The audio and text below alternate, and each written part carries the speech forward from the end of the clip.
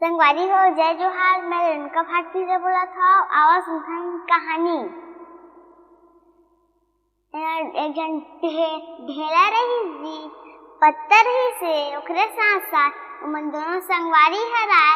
तान ढेला बोलिस हवा गरजा होही त मोल ढक देबे कही से, त हाव इसे कही से, त फिर ओहा हाँ इसे कही त फिर ढक देबे इसे बोली से। तब फिर वह भुला गई ढके पर हवा हुई से पानी गिरी से थोकन तोपिस तान फिर से हवा हुई तो उड़ा गए।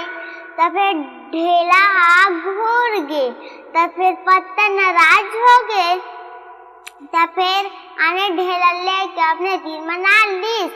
बारिश हुई तब फिर वह तोप दिस अपन यह करके अपन ज्यादा कड़ा कर लीस अपने हेला। तब फिर वह दूसरा ढेला ला तोप दी। तो फिर थैंक यू कही सोला पत्ता लाता ऐसे कही से हम कोई बात नहीं हो ऐसे बोली से। तो फिर ढेला डूला डूला चल दी।